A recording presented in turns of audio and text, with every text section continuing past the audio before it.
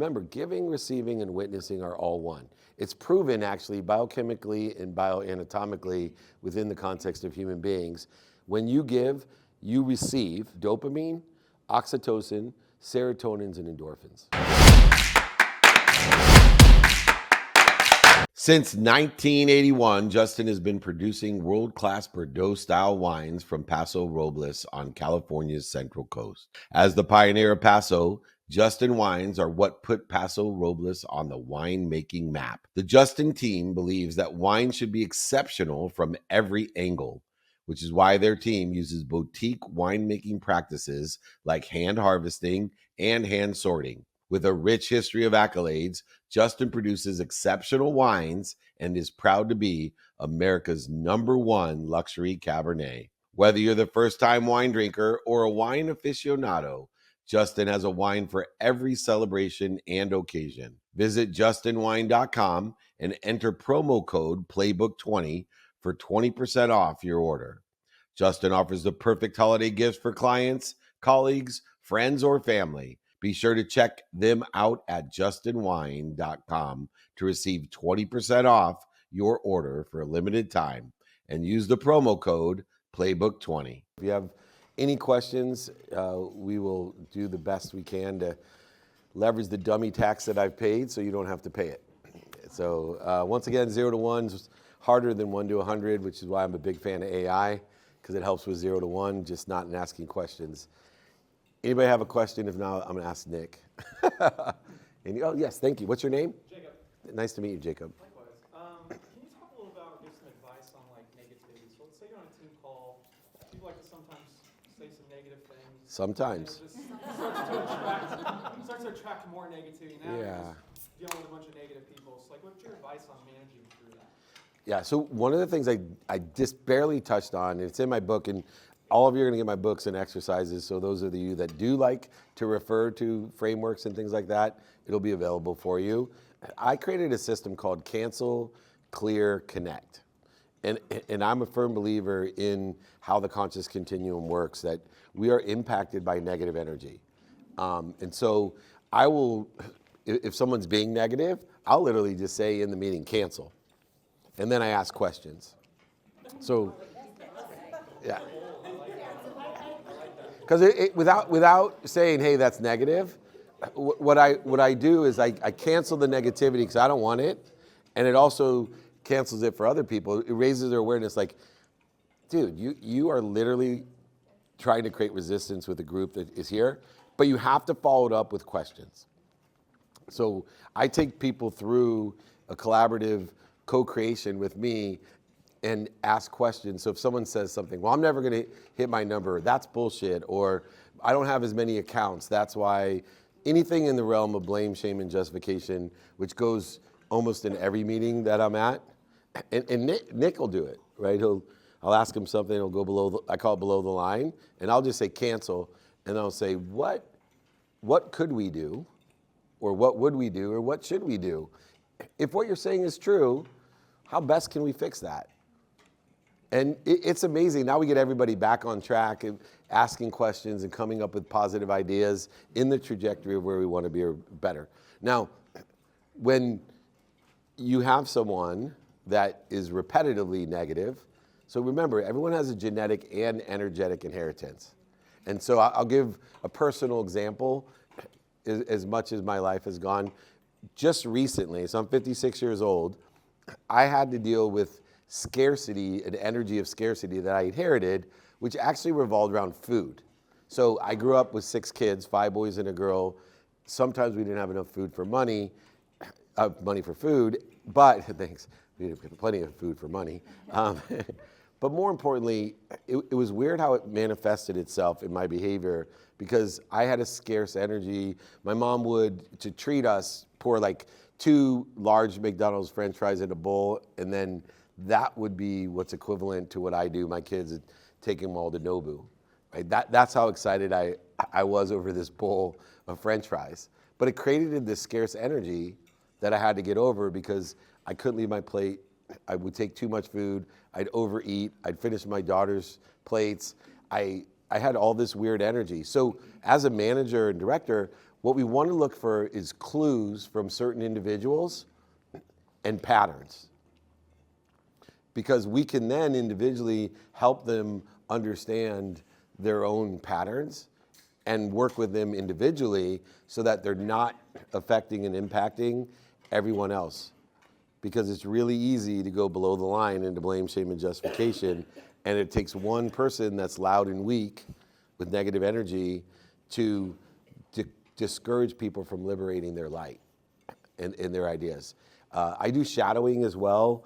A lot of people don't do this, but I believe the best way to work with someone is I have them shadow me for a day. Now, it may not be possible with remote working or whatever, but to me, I have someone shadow me, and what I want them to do is I want them to ask me questions about why and how I do things, but I also want them to give me their ideas, suggestions on how they would have done it or what I could do better. And it's one of the most valuable things that I get, not just in the realm of positivity, but actually unbelievable ideas come from it, because everyone has all these unique perspectives and experiences, skills, knowledge, and desire. And I am blind to that. And even interns will shadow me, or guests will shadow me. And I'm like, look, I ask me anything you want, but I want you to tell me how I could do this better. And especially today, with some people know, it's so valuable. They're like, oh, you're not using this app? I didn't know about that. Oh yeah, I didn't know Dropbox did that. Or everybody has this one thing that could make a significant difference. And all these little practices create a collective consciousness of being aware of being positive. Thank you. Great question. And that would have a big impact. Next question. Anyone? Yes, sir. What's the path from being an attorney, lawyer to kind of within Yeah. sports agency and then? Yeah, so I'll give you a little bit of background. I went to law school to be rich, so I picked being more interested than interesting under my brothers. This is how bad I was. When I was 18 years old, I played football in college, and I literally thought I was going to be a professional football player. To appease my mom, I was pre-med. And so I decided that I would be a sports doctor if I wasn't going to be a professional football player. Very soon in my football career, I realized I wasn't going to be a professional football player. So I went to visit my brother after the season, who was a doctor. And I walked in the hospital, and I looked around, and he's like, what's the matter? I go, oh, dude, I hate hospitals. And he looked at me, he goes, what? I said, I hate hospitals. He goes, you're going to be a doctor. I go, yeah, but I'm going to be a sports doctor. I'll be in the locker rooms and field. But I'm not going to be in a hospital. And that's when he told me the first time, David, you need to be more interested than interesting. So I immediately started doing research to align with what I wanted, which was to buy my mom a house and a car. And I realized that oil and gas litigators, right out of law school, minimum made $150,000 in 1992, which during the recession was a lot of money. And so I went and moot court, and I picked Tulane University because they had the best admiralty law. They also taught civil and common law, which was international. So I did everything totally aligned in law school, not because I loved being a lawyer, because I wanted to make money, because the only time I wasn't happy in my life was when my mom would cry over money. And so I went to law school. I got a job with a big oil company for $150,000. But because I wanted to make money, I always kept my options open. And my professor, Yiannopoulos, very famous professor, wrote the Louisiana Treaties, was a multimillionaire, and he was my mentor in admiralty law. And he said to me, hey, I got you an interview to sell Westlaw, which was legal research online, on XT computers, DOS, dial-up, 9600 baud modems. And I barely knew anything about computers. And he goes, yeah, you'll just bullshit your way through it. And they wanted to hire guys that had 4 years of litigation experience. So I ended up selling myself into that job, but it had a $250,000 comp plan with an $80,000 expense account. You traveled, laundry, car. It was like, for me, I'm like, whoa.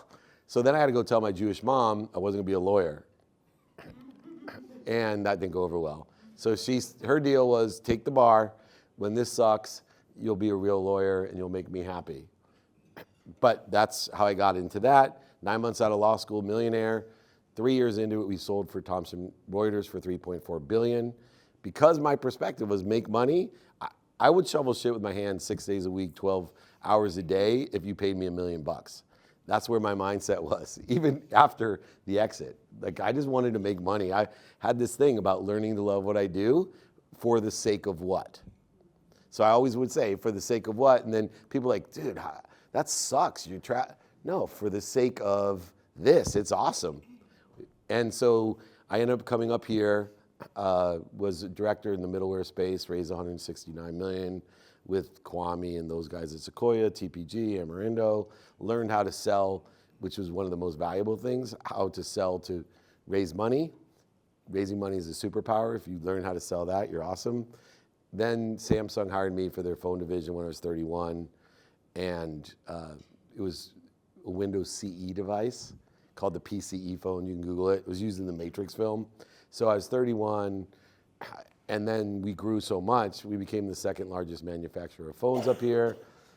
That's when I got kicked out because I was just a salesperson still. You know, I was 30-something. I wasn't a CEO, and that's a very difficult position, which I'm still working out at 56.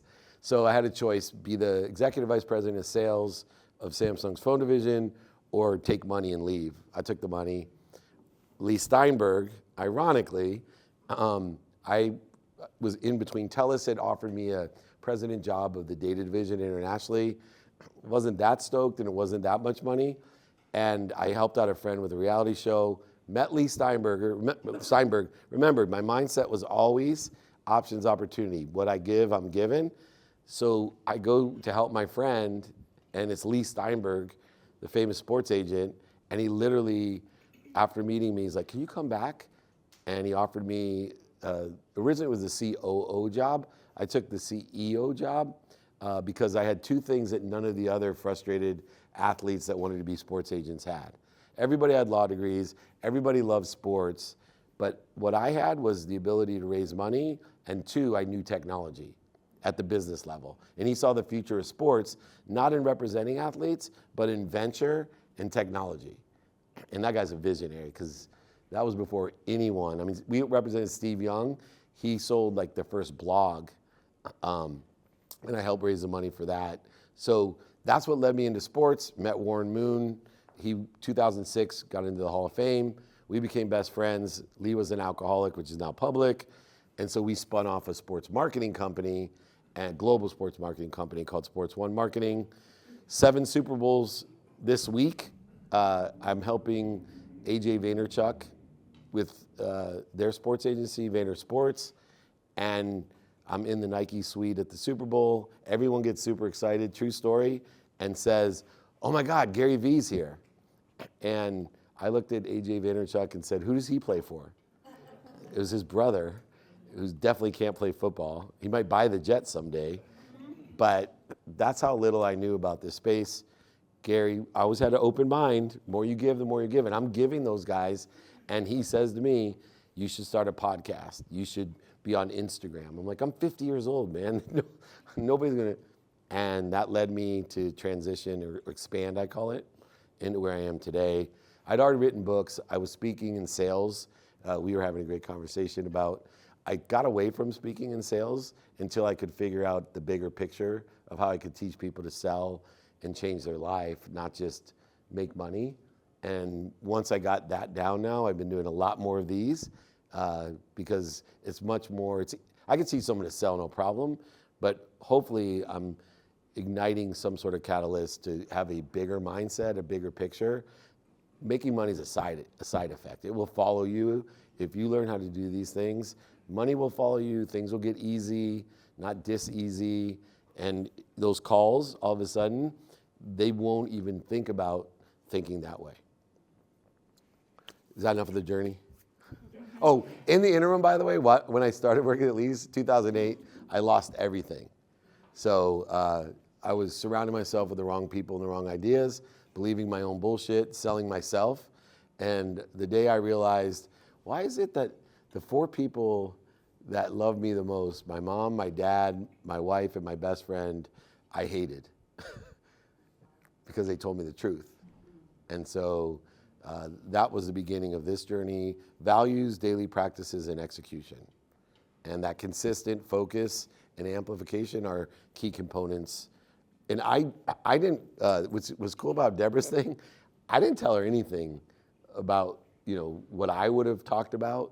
And I can't tell you how aligned I am with being consistent, focused, and amplifying through community of value.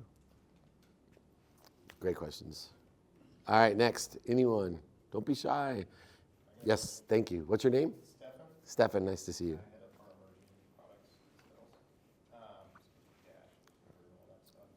So I'm curious, so we're all leaders and I would love to get some concrete ideas. And I appreciate you don't know our business, so. That's okay. But like when you say give to get, like put some more meat on that. Good. Like, Yeah, it's not give to get. what did you give? And actually, I'm assuming you got, but I'm more interested in like, how do you coach on that? Good. So within the context, first let's start with the definition of a coach. So I think there's three qualities of a manager, director, leader, or coach. And I think understanding this will help answer what we're giving and what we're given, not what we get, right? We're gonna elevate our awareness to what we're given through finding the light, the love, and the lessons. So in sales, so many people don't realize what they're given. So they're looking at what other people have, what other people want, what other people think. So they're like, well, my accounts, my territory, that product. And they're always looking for not what they're given, they're looking for what they don't have. And so understanding a coach, as you say, has three qualities. One, you're mentoring people. A mentor is someone that sits in a situation that other people want to be in, and you give them directions. Two, you're a teacher. You actually can teach people how to take those steps in order to facilitate where you are better. And then a coach is someone who brings the best or most out of people.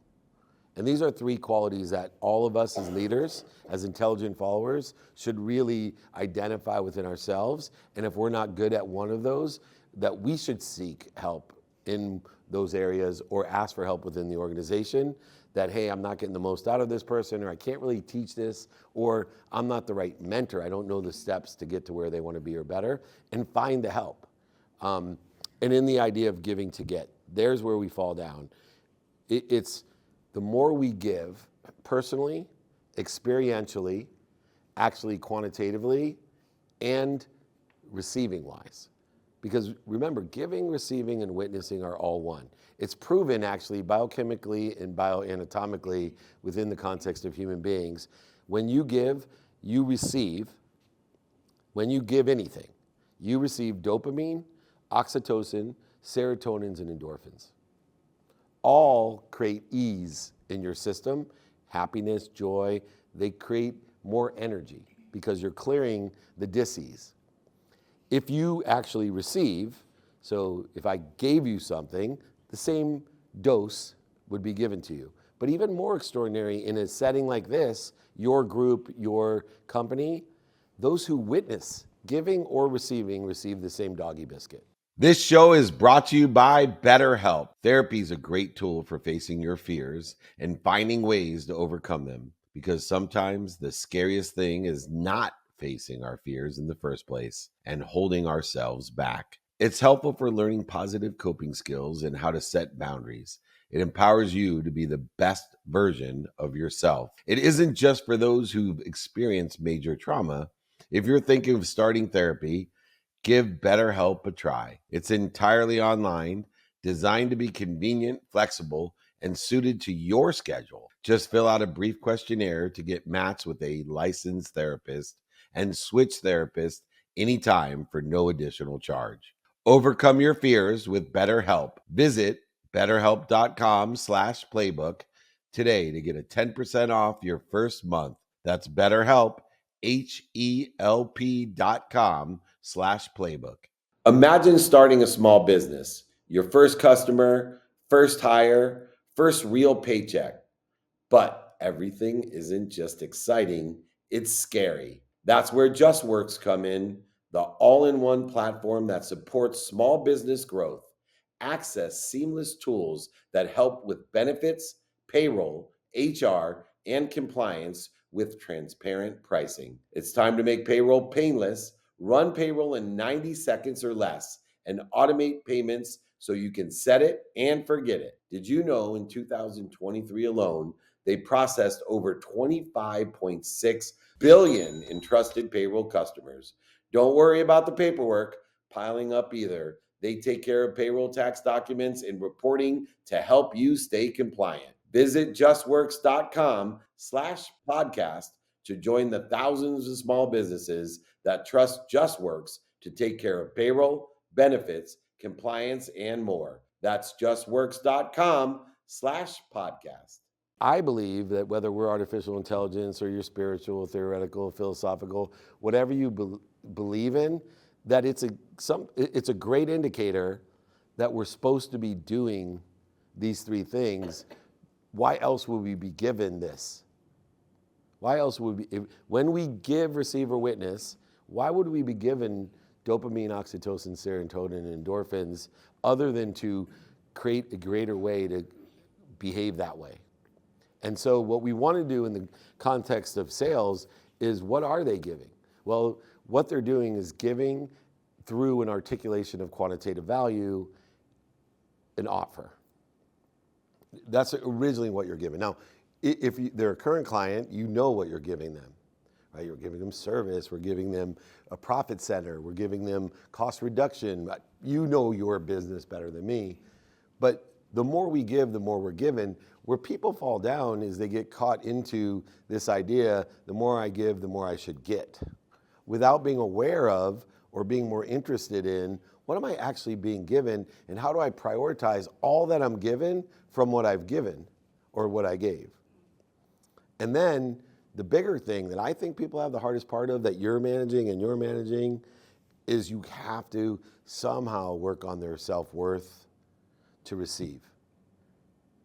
It's the receiving part. How many of your people are afraid to ask? That's an indicator that they're not capable of receiving. They're nervous about asking. They go in and they're just trying to, save the deal. No. We were talking about offensive and defensive perspective, right? Microsoft is out there and they're a competitor of yours. They're going after you. That's a huge compliment. Why do you think they're going after you? Because you suck? Why do you think they're going after you? Yeah, because they're afraid of you, because you have a better product, better service, better solution, better people. It's not their core competency, what you do. And so they're in a dangerous position if you understand the value that you're giving and are aware of what you're given. So many times, we had LexisNexis was our Microsoft when Westlaw was launched, and they spent so much money trying to buy bad business. Do you think any of your clients really give a shit what they pay? No, they don't. You know who cares what they pay? You. You. Because every single one of those people, with the capabilities that they have, if you're capable of giving them more value than you're asking for, my line is, can you see any reason you won't want to move forward? I could offer you all today, and can I steal your knife? I know it's dirty. Here. Here's what happens. Does anyone want to buy this fork? I guarantee it's the same as everybody else's fork. Does anyone want to buy this fork for $1 million? Does anyone here have $1 million to give to this fork? Now we understand some of the challenges that people face when we go into a customer's or a potential customer to talk to them. You have a fork, they don't have the money for the fork. Now, what if I told you that I will give you this fork for $1 million, but I will loan you $1 million at 0% interest and guarantee at the end of this year that if you can't sell this fork for $1 million that I let you borrow at 0% interest, not only would I relieve you of the debt, but I also will wire $1 million into any one of your people's choices account that will then be released by your friend, family member, or associate at that time, and I will go ahead and release $1 million profit to you. Can you see any reason you won't want to buy this fork? Although none of you have $1 million, if I would offer all of you that deal today, how long would it take you to do the deal? How long would it take you to get the $1 million? I'm giving it to you. This is factually what we need to do as leaders is to create the clarity of, look, this is what we're giving them, but this is what we're given. And it has to exceed the value. It's all about the value. But if you don't know what someone likes or doesn't like within the context of your subject matter, topic, or expertise, then you're not going to be able to get there. And you have a lot of young salespeople that just want to oversell, back end sell, lie, manipulate, and cheat their way to get to where they want to be, which is always what young salespeople do. And it's our jobs to say, whoa, whoa, whoa, slow down. You're such a great communicator. Let me teach you. Let me bring the best out of you. Let me show you the words to say, the questions to ask, and the articulation of the value the same way that we do with a fork. And so as much as we want to blame them and Gen Z, and we're cheating them. We know how to do this.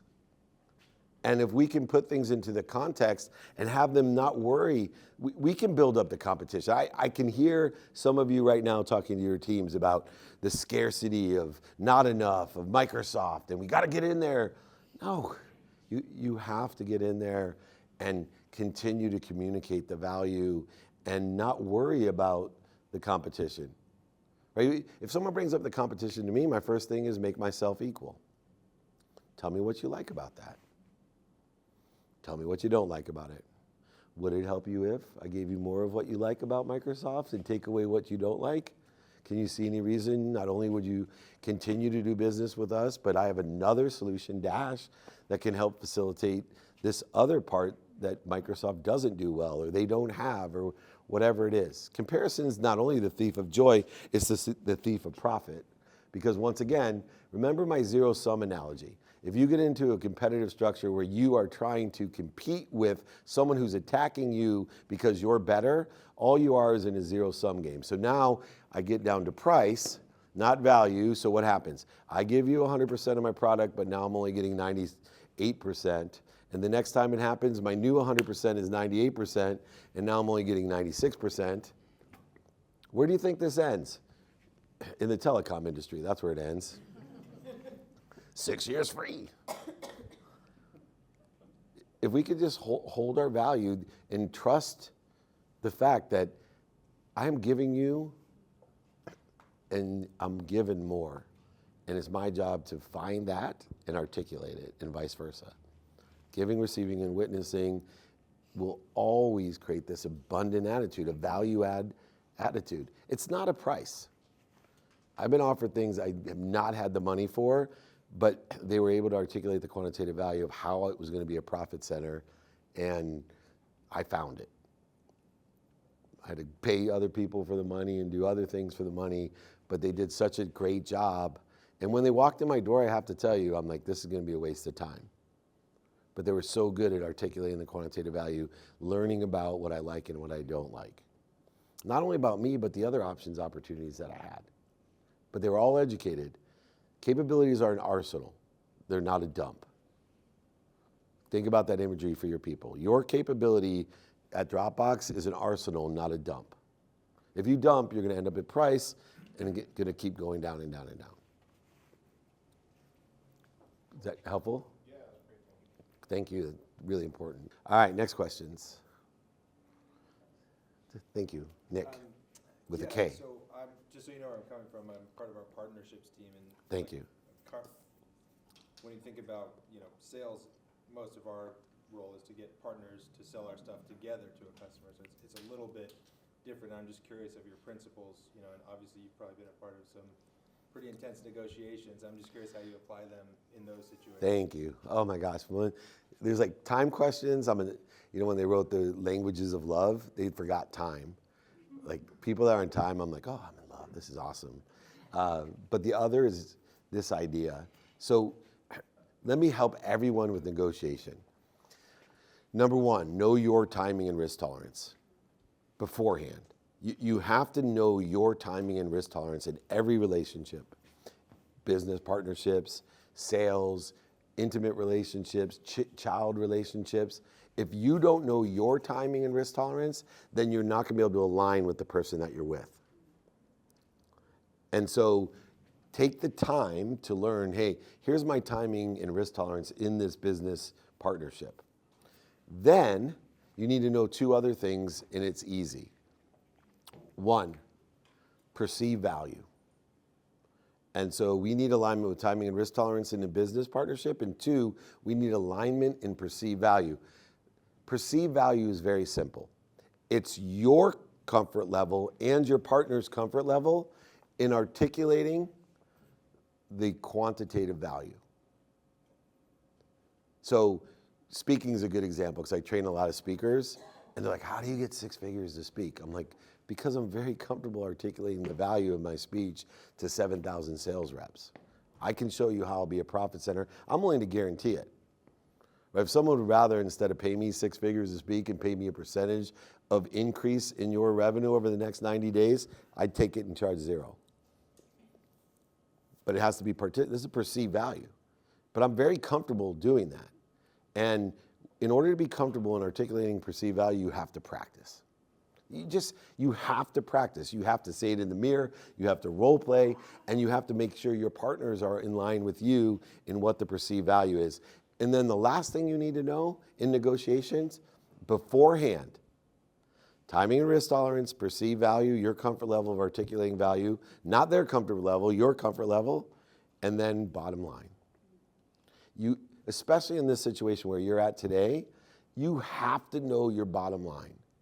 Remember, the person you're talking to doesn't have any knowledge of true value, and they definitely don't know your bottom line.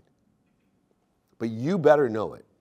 Because if you are comfortable not only articulating perceived value, but you are confident that we've done the math at Dropbox, and this is the bottom line. No going back to COP, no going back to anybody else, our manager, and begging because I'm going to hit my number and be able to take my wife around the world or buy a pony in the backyard for my kid. That means a lot, I get it. That's for the sake of what? But you got to know your bottom line, because if you know that and your perceived value, you will win. Every deal you have will be above that bottom line. Now, how far above the bottom line? You could play around with how well you articulate the quantitative value, but your success and the people who work for you, success, and the partners you have, success, will always align with timing and risk tolerance, your capability and comfort level of articulating perceived value. Remember the word perceived, it's an illusion. There is no real value when you say perceived value. It's what someone thinks it's worth because you've been comfortable in articulating what it's worth. But bottom line is math. You will destroy a business and create a zero-sum game for your team and the business if you don't know your bottom line. I don't accept anybody coming to me for anything saying, Dave, but I don't care. You knew your bottom line. If you can't get it, walk away. Use the 3-no rule.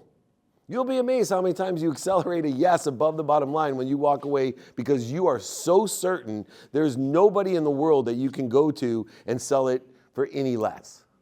Even if Microsoft's in there or this is happening or I don't care. Know your bottom line going on. Here's the interesting about timing and risk tolerance just in life as well. You will be disappointed if things don't turn out the way that you planned in timing and risk tolerance, but you'll never be resentful or guilty.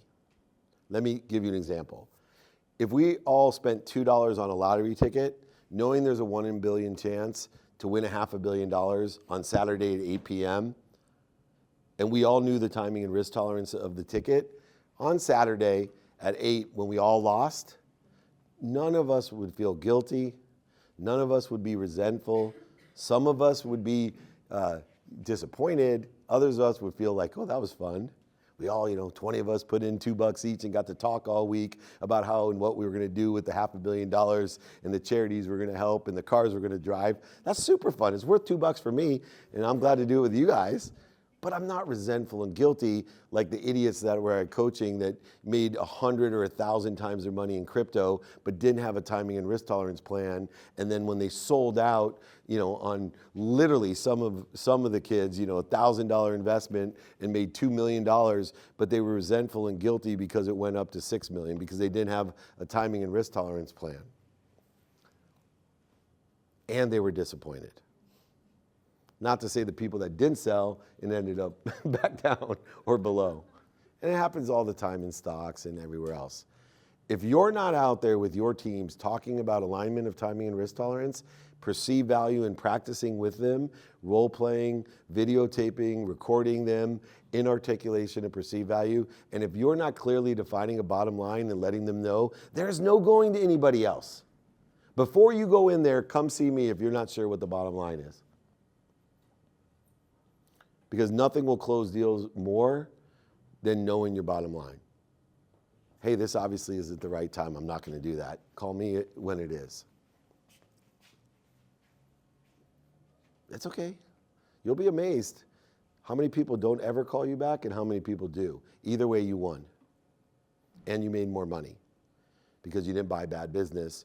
Let Microsoft take all the bad business they want, because eventually they'll lose that business and you're going to be able to have no competition, which then elevates your bottom line even higher. If you can be a profit center, you will win. If all you are is price, you will lose eventually.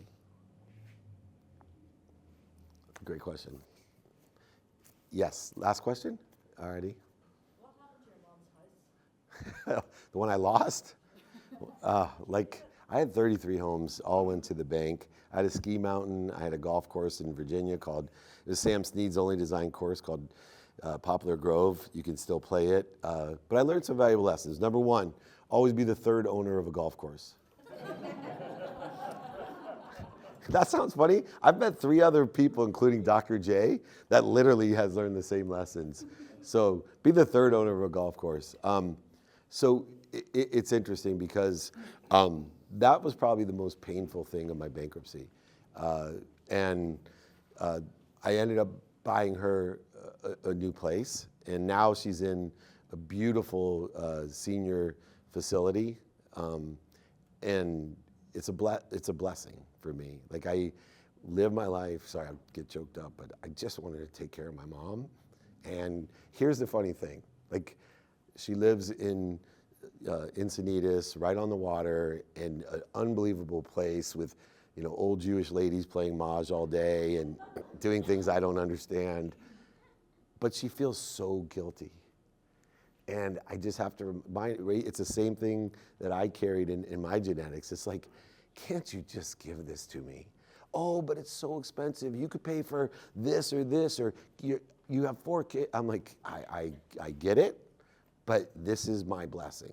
I receive so much joy to know that everything I went through was for the sake of my mom living in luxury for the rest of her life. Beyond what the 2-bedroom apartment in Akron, Ohio, in the projects with 6 kids and 2 French fries in a bowl. And I try to communicate it, but that idea that I'm trying to teach today, she's not accepting. Just the same as some of the people that will sell for you or work with you are not going to accept what we're talking about, that you have to be good at receiving and asking for more. It's a quality I train, just like being able to use an arsenal of capabilities to articulate quantitative value. I easily will teach someone to ask and feel comfortable asking for more, and receiving. Because people that ask for more and receive, they're like, the old ringing towel theory with Zig Ziglar, keep squeezing them. No, I'm not squeezing anybody. I'm just keep providing value. Oh, what about this? I could do this too, and we could make even more money. I could do this, and that would take away more pain. What about this? Asking for more and more and more, and keeping in contact and saying, how's everything going? With my stuff, what are you liking about what's going on? What don't you like about what's going on? Hey, would it help you if I called this person and had them come out for a day and train people? Now that person's in there and selling. I did a show this morning, and this is the way I think. The guy sells, it's like the gig economy of notary publics for side hustles or for people if you close loans for houses or those type of loans, a notary gets $150 and it takes about 20 minutes. And so on average, people can make like 80. The real hustlers can make 6-figure if they do it full time. But I took his idea and I consult with Sunrun, the solar company. They have 10,000 salespeople that are dying to get into people's houses. And I proposed to them, hey, let me get all of your solar salespeople licensed in Notary Public. So they can get paid $150 to sit in the living room talking to new home buyers or refinancing, people worried about their house, and sell them security systems and solars. Oh, fucking genius. That's what I am. I'm a profit center. And I got the dude from the notary company, right, paying me, and I got solar guys paying me, and they both want to hire me to speak and all that. And all I did was open my mind, understanding quantitative value. I'm sure you have so many of these opportunities in your company. You've been given already. You're just not aware of it, or you don't feel worthy of receiving it. Everybody, please write down my email if you didn't get it, because I want to make sure your teams get books, guides, exercises. I do free Friday trainings. Have your guys jump on there. Over 24 years I've been doing them. Even Deborah shows up on Fridays for that. I have 1,750 podcasts with the biggest names, billionaires, millionaires, entrepreneurs, celebrities, athletes, entertainers. And all I'm trying to do is suck out their playbook to success. And all this stuff is available for you and your teams. Please use me. So David@dmeltzer.com. If you don't, I'm sure you guys will share it. Thank you, everyone. I'll talk to you later.